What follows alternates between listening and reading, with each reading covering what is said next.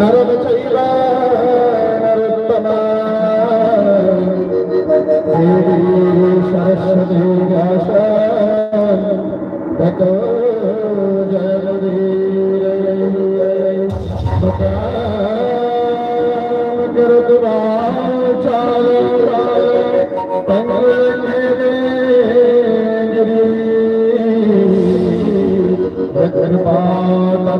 वंदे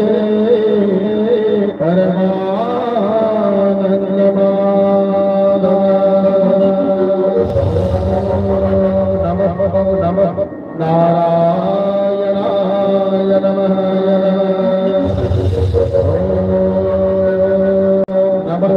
नमः नारायणाय नमः नमः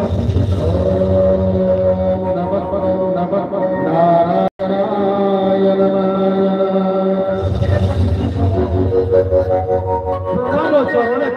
कल्याणमस्तु कल्याणमस्तु कल्याणमस्तु हे पथचारी कि कारण बुलुछ ई अघंच अरण्ये रहंतु दुष्ट होता आपण ए प्रश्नर उत्तर देवा पूर्व मोर कहीं संदेह जाता हुए अनुज लक्षण दुष्ट होता बारंबार संदेह रे होई दत्तीभूत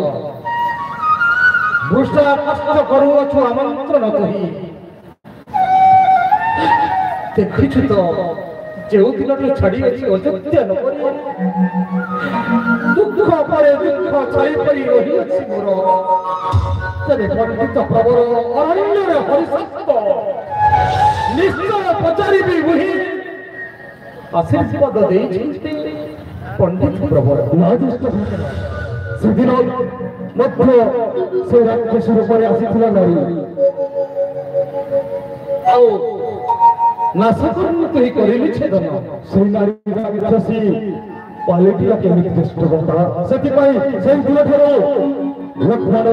प्रत्येक मनुष्य प्रत्येक जीवजंतु प्रत्येक परिवेश मध्य संघ जात हुए अनुज लक्षण उली जाइछो अयोध्यार ज्येष्ठ पुत्र मोहि अटे रामचंद्र जानिए दुष्ट होता राजा बलि आदेश को परिपालन करी वृथा वाक्यलाप कर नहीं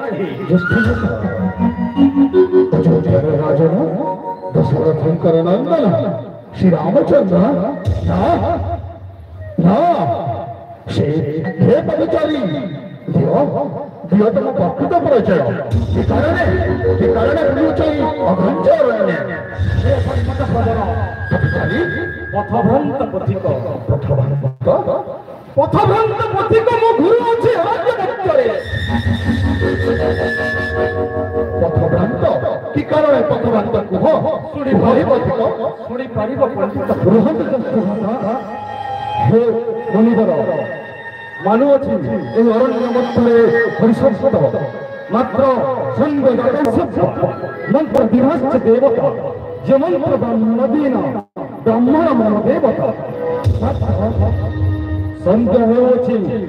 जदि करू चकुट चक्रांत एक महारी धनुर पर शिर करिबि छदन रोष जरति दोषम तनु तपस्वी शांत हुआ तनु तपस्वी शांत हुआ अनुज लक्षण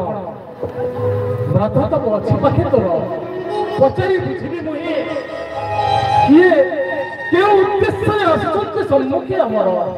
जन्मनात् जायते शुक्रम षष्ठारि बीजमुच्यते